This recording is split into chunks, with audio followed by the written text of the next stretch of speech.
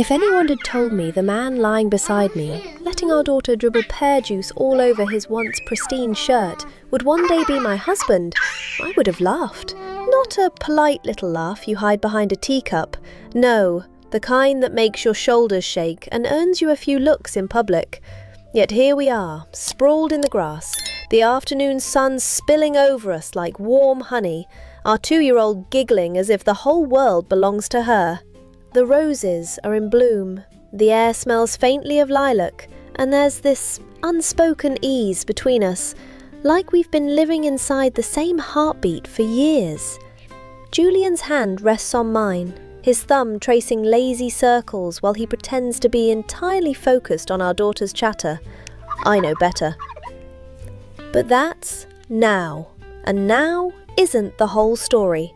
The last time I thought I'd found forever, I was 23 and certain life had finally decided to be simple. His name was Charles. He wasn't the most exciting man in the room, but he was steady, dependable. He had this way of standing like nothing in the world could shake him, and for a while I found comfort in that. My parents adored him. I think my father respected his work ethic, the way Charles always seemed to have a plan, a timetable, a ledger balanced to the last penny. My mother, well, she was convinced we'd have a neat little house, 2 well-mannered children, and a life that looked respectable in photographs. She used to smile at him over Sunday dinners in a way that told me she was already picturing our future framed above the mantel. We'd known each other since we were children. He lived 3 streets over, and for years he'd walk me home from school, carrying my satchel if it was raining. I thought that meant something, those small, steady gestures. But Charles had a line of patience, and I learned the hard way where it ended. He wanted more than I was willing to give before marriage, and I told him no. Kissing was fine, but the rest was mine to give when I chose. My best friend, apparently she didn't share those rules, which would explain why she became, in his eyes, the lucky girl. And so came the day he told me he was marrying her. Her name doesn't matter now, but at the time, it mattered so much I could barely think it without feeling my stomach knot. She and I had shared secrets since we were 12, stolen each other's hair ribbons and whispered about the men we'd one day marry. She knew about Charles. She knew everything about Charles. When she told me, she didn't look me in the eye. She said it happened quickly, that they just realized they were in love. I wanted to laugh in her face. Instead, I nodded, like I was some tragic character in one of my romance novels, too noble to fight, too proud to beg. I told myself I was fine, that if he didn't want me, I didn't want him. But the truth? I cried so hard some nights I had to change my pillowcase before morning. I'd walk past the cafe where Charles and I used to meet, and it felt like someone was pressing a fist against my ribs. After that, I decided on rules. Kissing was fine, harmless enough, but everything else? Off limits until marriage, not because I was prudish or naive, but because I needed to hold on to something that was mine alone to give. If a man wanted me, he could wait. And honestly, after Charles, I didn't plan on giving anyone the chance. I told myself I was better off with the men in my books, men who said all the right things, never strayed, and somehow always knew the perfect moment to kiss you. Paper men didn't break your heart. Paper men stayed exactly how you imagined them. Work became my escape. I'd been with the company long before Julian ever appeared. I kept to myself, polite enough but never inviting conversation. The office women, they loved a good whisper, a little gossip to liven the afternoon. I didn't judge them for it, but it wasn't for me. My life already felt crowded enough with things I didn't say out loud. The one exception was Mrs. Langley, the mailroom supervisor. She must be close to 70, with soft grey hair pinned neatly every morning and a laugh that could make you feel like you'd just been wrapped in a quilt. Every Sunday, she invited me to her kitchen to bake cookies. It became our ritual. She never asked about Charles, never hinted at wanting to know why I stayed quiet at office lunches or why I always turned down after-work drinks. She just handed me a mixing spoon, poured tea into a chipped blue mug, and let me talk about my latest romance novel as if it were a mutual acquaintance. Some Sundays we didn't talk at all, we just baked, the hum of her old radio filling the silences. I think that's what I loved most. She gave me a space where I didn't have to explain myself. Most days at work I kept my head down. I knew the rhythms of the place, the shuffle of papers, the clack of typewriter keys, the occasional burst of laughter from the secretaries down the hall. I'd nod to people, exchange the polite pleasantries, but I didn't linger. The women in the accounting department were nice enough, but they had this way of circling round a story like birds around a crumb, everyone wanting a piece. Someone's new beau, someone's disastrous dinner, someone's mysterious absence from work on Monday. I couldn't do it. I couldn't pretend I wanted to know, and I didn't want to give them any pieces of my own life for them to pass around like office stationery. I'd already learned what it felt like to have my trust used as currency, so I stayed in my lane. Home, work, Sundays with Mrs. Langley, and a pile of romance novels waiting on my nightstand. No risks, no surprises, just a quiet, predictable life. The kind I thought would last forever, but forever has a way of ending when you least expect it. It was raining the day I first saw him, the kind of rain that makes you question why you ever left your bed. I was buying the world's most mediocre coffee in the little coffee house downstairs when he walked in. And no, I'm not going to say he stole my breath, but I will say I forgot to breathe for a second.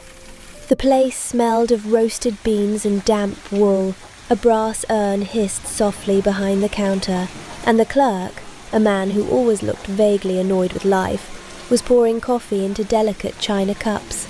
The tables were dotted with early risers, businessmen murmuring over ledgers, a pair of typists sharing a plate of sticky buns, and one elderly gentleman reading the morning paper with his spectacles balanced precariously at the end of his nose. I ordered my usual, 1 sugar, no cream, and wrapped my hands around the cup, letting the heat seep into my fingers. The coffee here was never truly good. It was warm though, and on a day like this, warm was enough. He shook the rain from his coat before handing it to the attendant. Tall. Too tall for me, I thought automatically, as if that mattered. His dark hair was damp at the edges, his collar slightly turned from the rain, but there was something in the way he carried himself. Steady, unhurried, like he could stand in the middle of a storm and not flinch.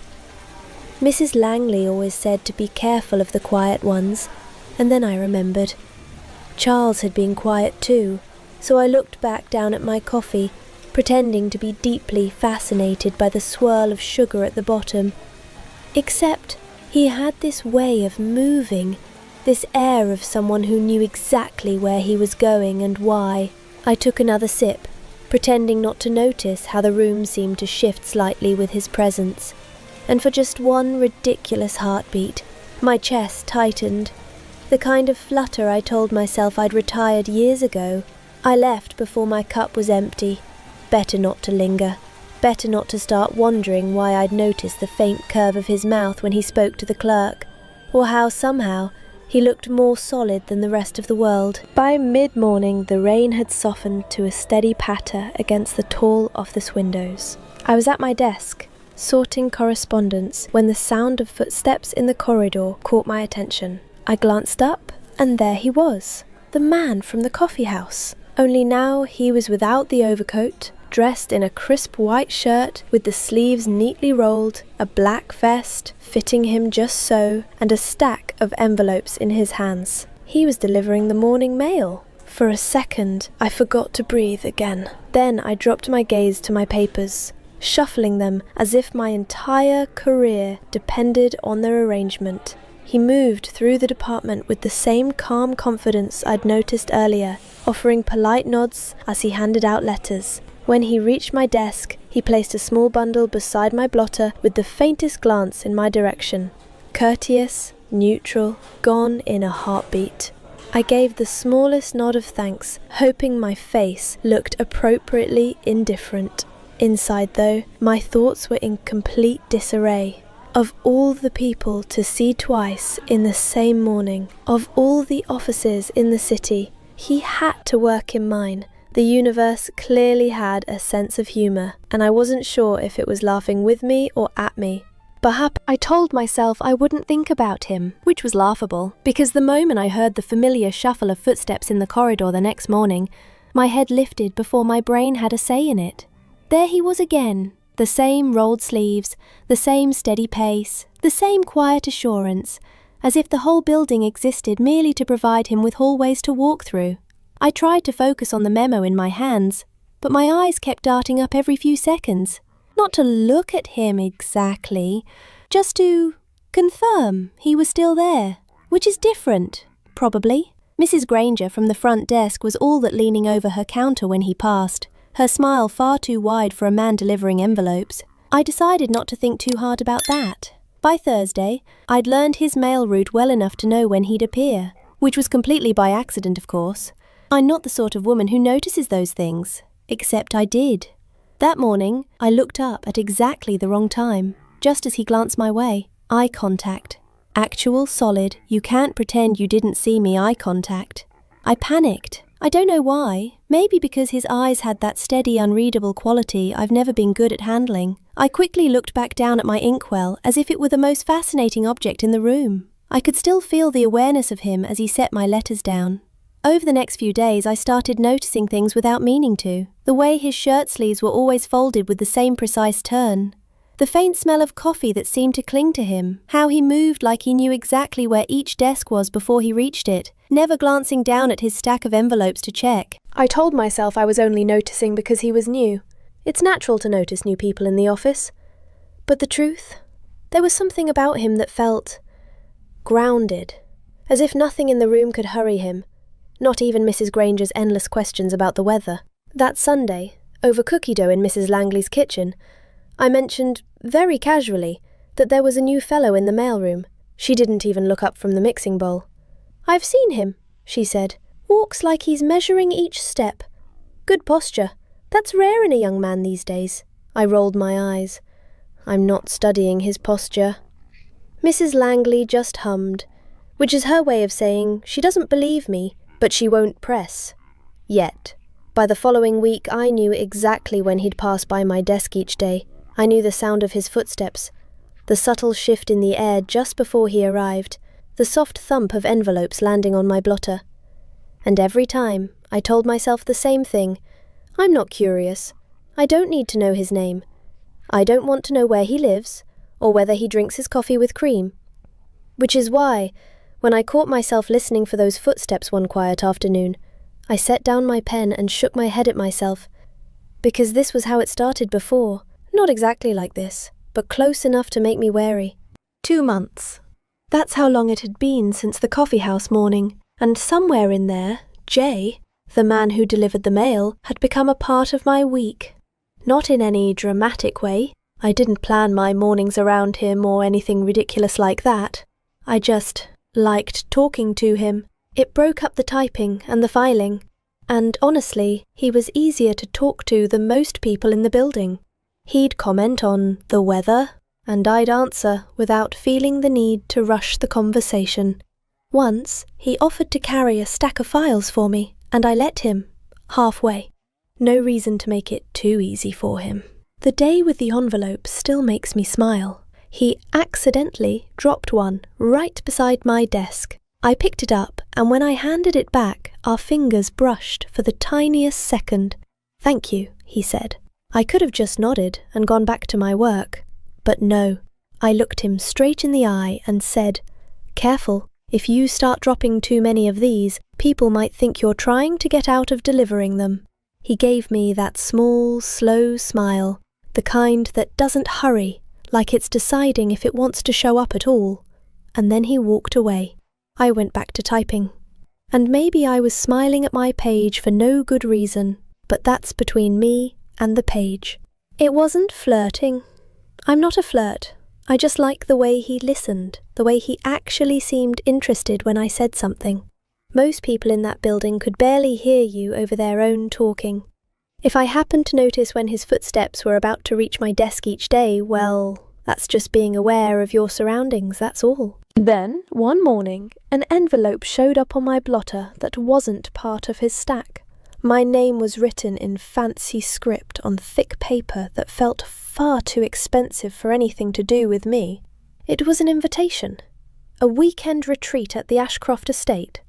For selected staff, it said. I read it twice. I wasn't a junior executive. I wasn't even in management.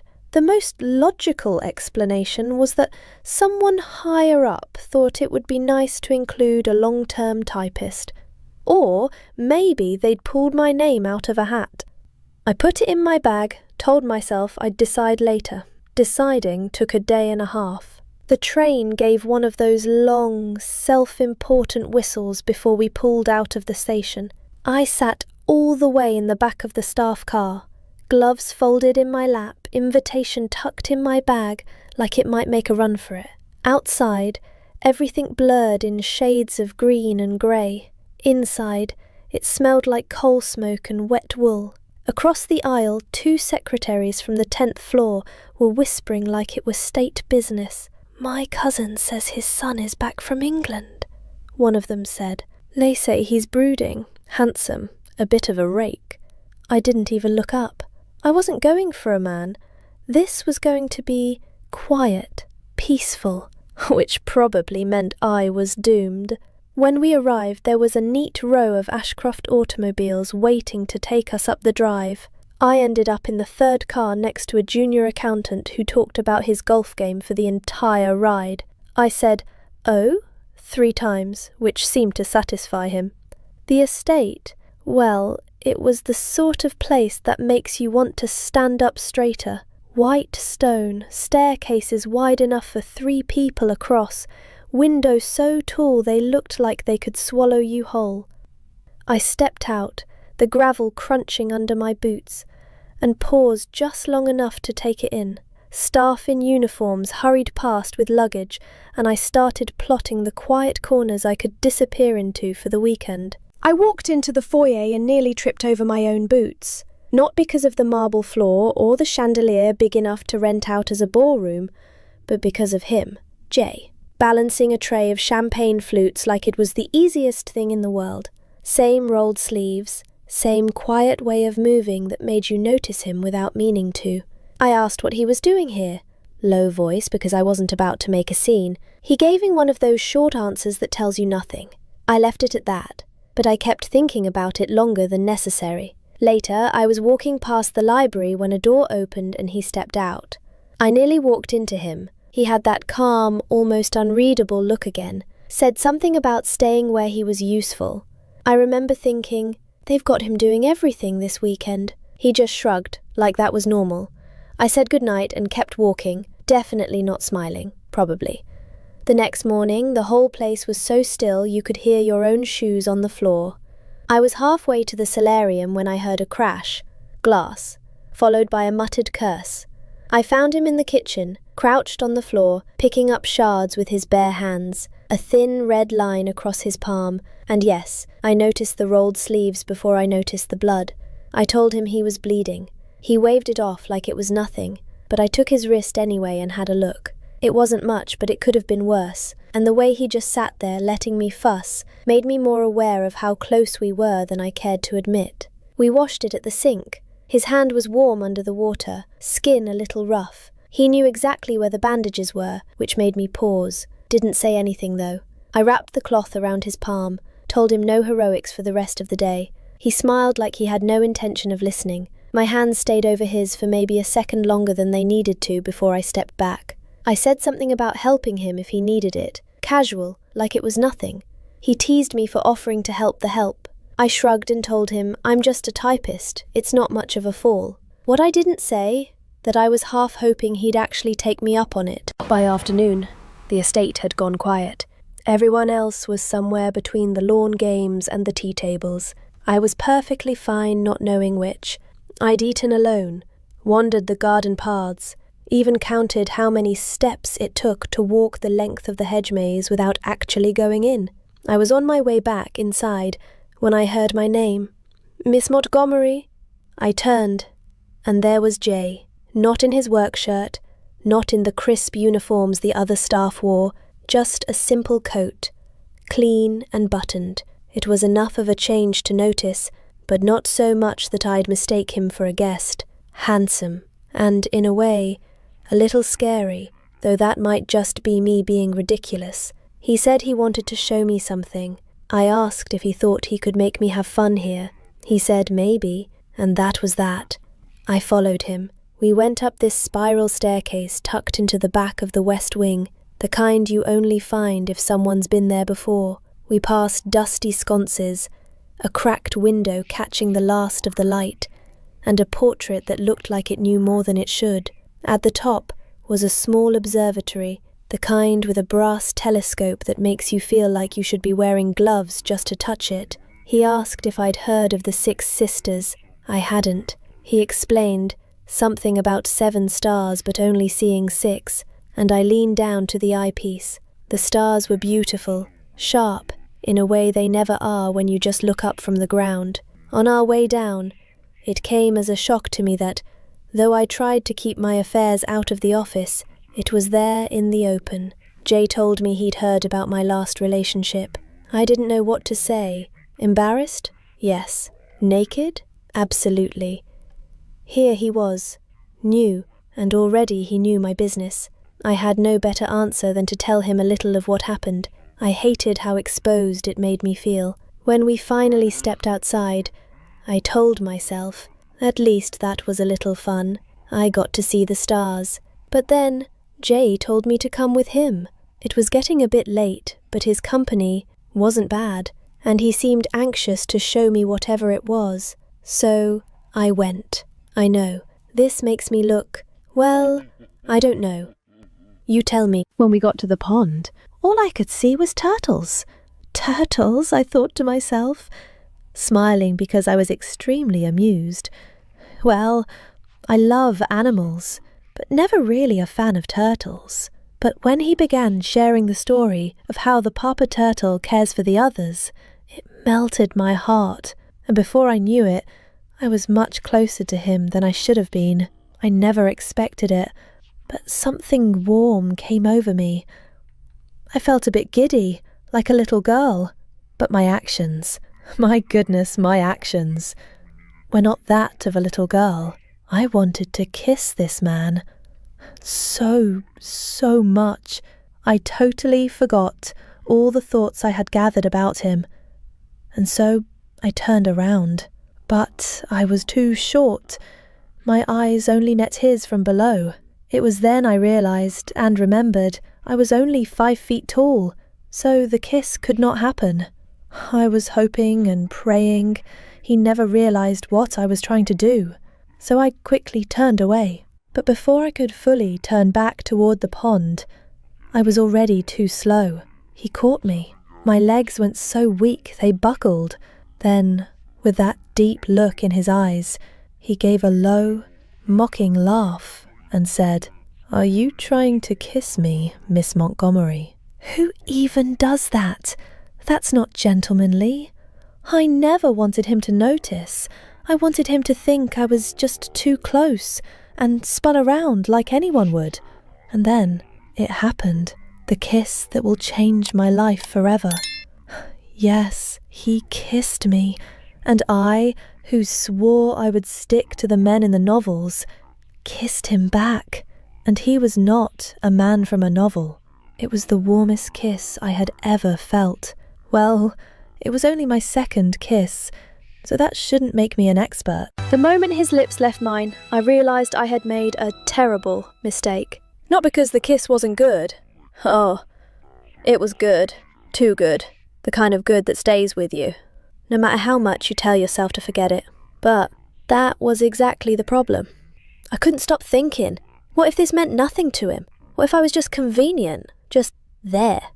I told myself not to be ridiculous, but my stomach twisted anyway. I've read enough novels to know when a woman lets her guard down, she gives the man the advantage.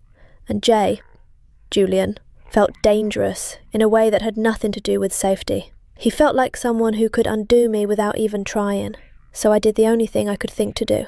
I ran. Not in a dramatic, sprinting through the estate way. I walked fast. Too fast. I didn't even glance back to see if he was watching me. I didn't want to know. That night, I stayed in my room. The next morning, I found excuses not to be where he was. I skipped breakfast. I skipped lunch. I made myself scarce until the cars were ready to take everyone back to the city. And when I saw him from the window, talking to someone near the drive, I stayed upstairs. I told myself it was for the best, that this was how you avoid getting hurt. But the truth? I was afraid. Afraid of facing my feelings, afraid of what he might say, afraid that maybe he actually did care about me. That would be even worse. I'd been hiding from him, from myself, if I'm being honest. And then there he was, standing in the library doorway like he'd been there longer than I realised, just watching me close my book. "Come for a walk with me," he said. Not a question. I could have said no. I should have said no. But instead, I followed him out into the fading light. The air smelled like roses and damp earth, the kind of scent that makes you want to breathe slower. The garden was quiet, most guests still getting ready for dinner. His arm brushed mine now and then as we walked, not enough to say anything by it, but enough to remind me he was there. "You've been hiding," he said, looking straight ahead. "I haven't," I told him, except I had. "You've been hiding from me," he said, glancing sideways. That look, I had to turn away. Perhaps. We reached an opening in the hedges and stepped through to a small bench beside the pond. Water lilies floated like pale moons, and a turtle drifted lazily toward the shallows. "I didn't know this was here," I said. It was easier to talk about turtles than the way my heart was starting to thump. "I don't want this weekend to end without—" He stopped, looked right at me, "without you knowing where I stand."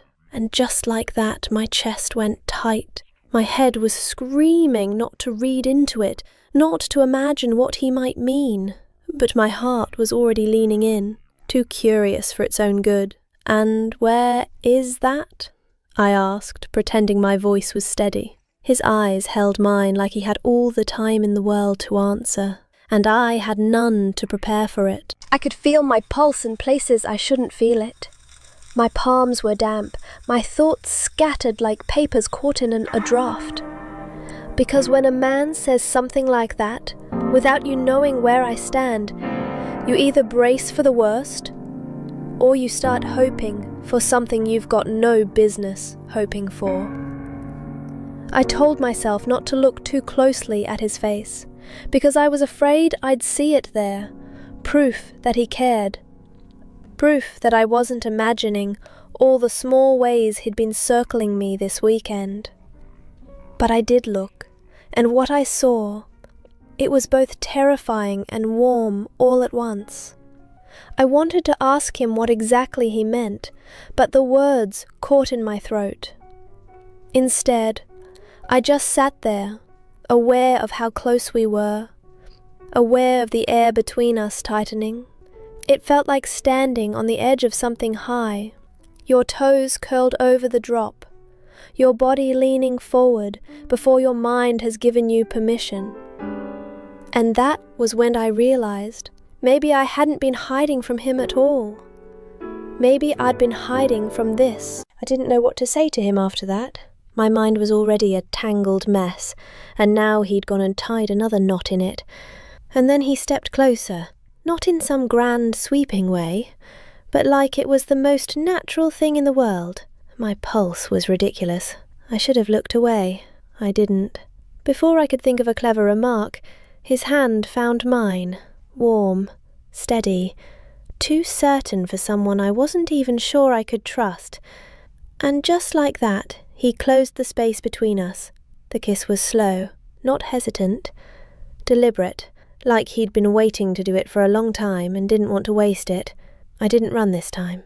I stayed there, in that quiet little world of his, and let the moment happen. And yes, I kissed him back. But I also said it, out loud. Just to be clear, I won't sleep with you, Julian.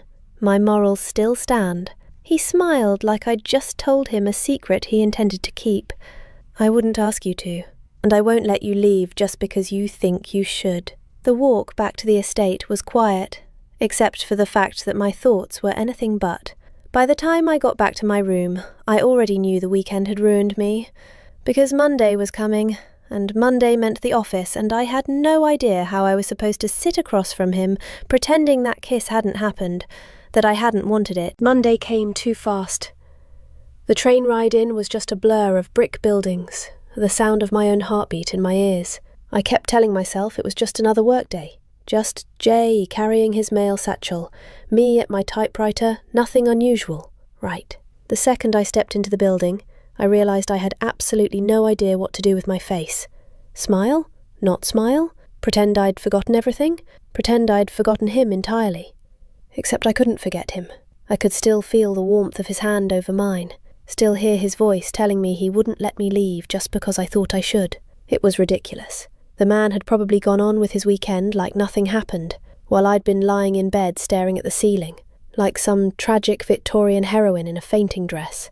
I dropped my coat at my desk, told myself I wasn't going to look for him, and then immediately looked toward Mrs. Langley's corner. He wasn't there. Relief and disappointment, both at once. I hate when my emotions refuse to coordinate. I typed half a letter before I heard him, that low, steady voice of his, speaking to Mrs. Langley. A moment later, he walked past, carrying a stack of envelopes, the satchel strap across his chest. Our eyes met for maybe a second. He smiled, slow and knowing, like the weekend was a secret we were both keeping.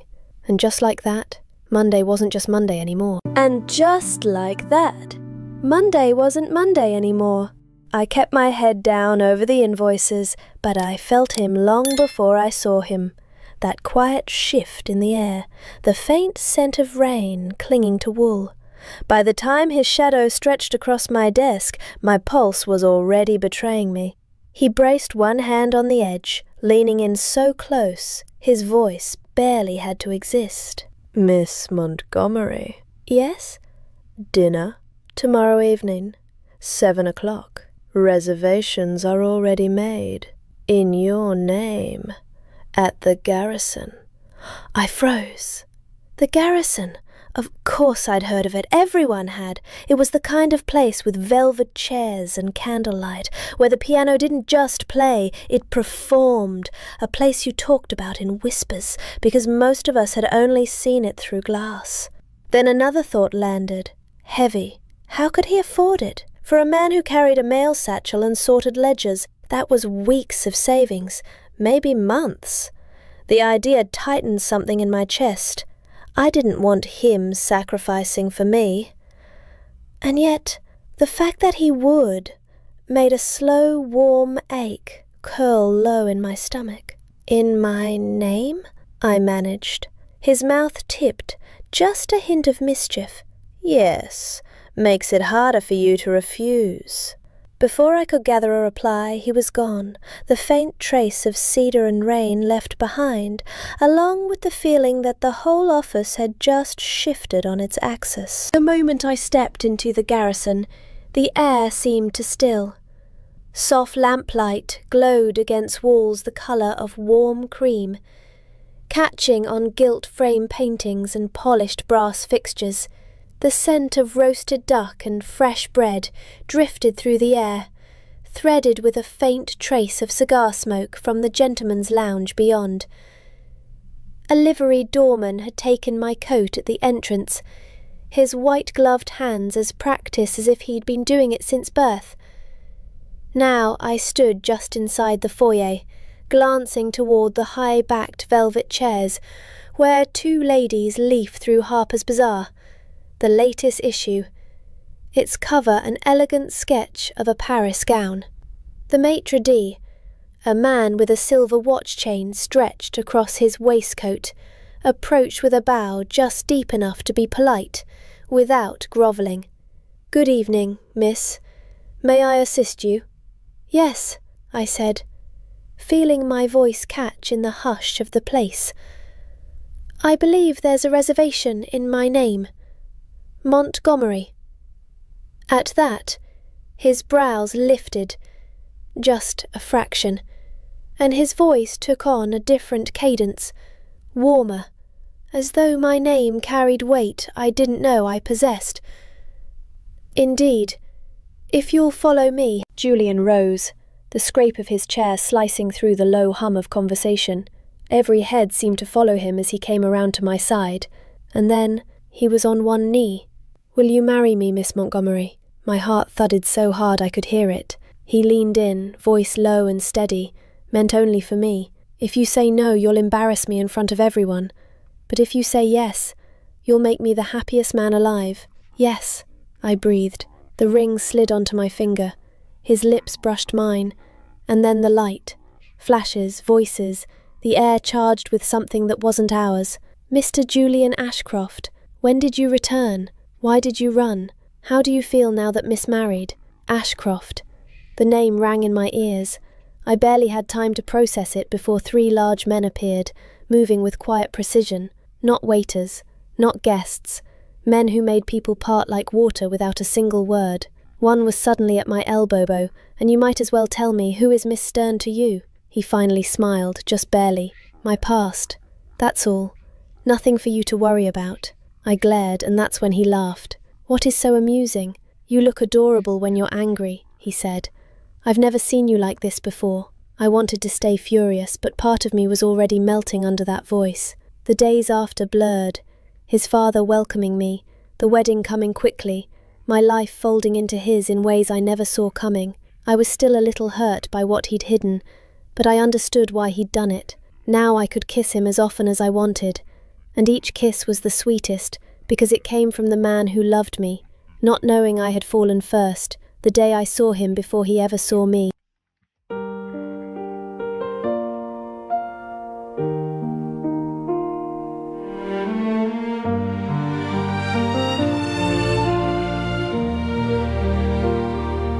Build my life in quiet corners where strangers' eyes could never reach. Love was only in the pages, a whispered truth I couldn't speak. I kept my heart beneath the surface, told myself I liked it there. I was wrapped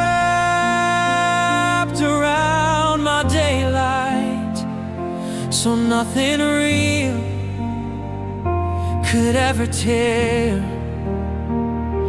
Then you appeared without a warning, and every stone began to fall. One glance and all my rules unraveled, like they were never there at all. Your gaze was steady, warm and certain, like you could see what I had done. You didn't push, you only waited, and I forgot how not to run. I saw you first, before the fear, before the fight, before I learned to guard my light. With every word, you pulled me through, and the ground felt safe beneath you. I saw you first, and you tore the walls down.